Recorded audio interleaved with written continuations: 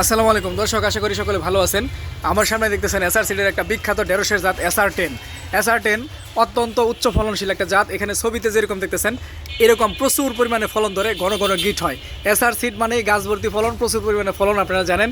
তো যারা ঢেঁড়স চাষ করবেন সামনে ভাবতেছেন, তারা এসআর সিডের এই SR10 জাতের ঢেঁড়সের বীজটা আপনারা নিতে পারেন এবং চাষ করতে পারেন। এখানে কিছু বিস্তারিত বৈশিষ্ট্য লেখা আছে। এগুলো হইতেছে আপনার 5 থেকে 6 ইঞ্চি হয়। ফলের কালার হইতেছে আপনার ডার্ক গ্রিন, কালচে সবুজ, এবং হচ্ছে আপনার ওজন হইতেছে 16 থেকে 18 গ্রাম। 35 থেকে 40 দিনেই এগুলো হারভেস্ট করা যায়। হ্যাঁ, সারা বছর আপনার হচ্ছে এগুলো রোপণ করা যায়, দীর্ঘদিন ফলন দেয়। অনেক অনেক ভালো একটা জাত এসআর সিডের এই SR10 ঢেঁড়স। আপনাদের যাদের ঢেঁড়সের বীজ লাগবে তারা এটা নিতে পারেন। এসআর সিডের এই SR10 ছাড়াও আমাদের কাছে বিভিন্ন জাতের ঢেঁড়সের বীজ আছে। উপর থেকে যদি আসি, এখানে দেখেন আছে হচ্ছে মালিক সিডের এলেনা, তারপরে আছে আমাদের কাছে মালিক সিডের দুরন্ত, তারপরে আছে হচ্ছে আপনার লাল তীরের আশা, মালিক সিডের মাহি, তারপরে আছে আপনার সিনজেন্টার সতেজ। এটা ছাড়া আছে আপনার হচ্ছে এসিআই সিডের বুলেট প্লাস, তারপরে আছে সুপার শমি। তো এই সবগুলো আছে আমাদের কাছে ঢেঁড়সের জাত।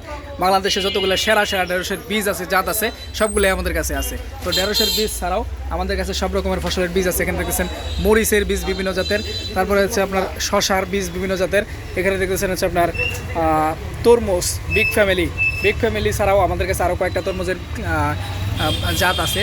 আপনারা চাইলে সেগুলো চাষ করতে পারেন।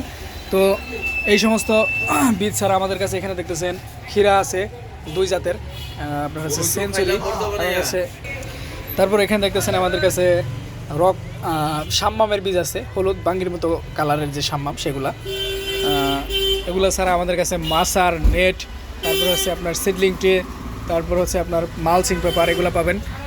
এখানে দুন্দুলের বীজ, বরবটির বীজ, সব রকমের ফসলের বীজ আছে। আপনাদের যাদের এই ধরনের ফসলের বীজ লাগবে, এই আপনার মাছি পোকার জন্য ফেরোমন ট্র্যাপ লাগবে, তারা আমাদের কাছ থেকে এগুলো নিতে পারেন দেশের যে কোনো জায়গা থেকে।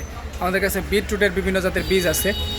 তো আমাদের সম্পর্কে জানেনই, এগুলো আসলে এত কিছু বলতেছি কেন জানেন? ভিডিওটা 1 মিনিটের হয়েছিল, তো 2 মিনিটের একটু বেশি বানাইলাম, এই জন্য এত আলোচনা করলাম, না হলে ভিডিওটা আরও আগে শেষ দিতাম। ঠিক আছে, ভালো থাকবেন সবাই। আসসালামু আলাইকুম, আল্লাহ হাফিজ।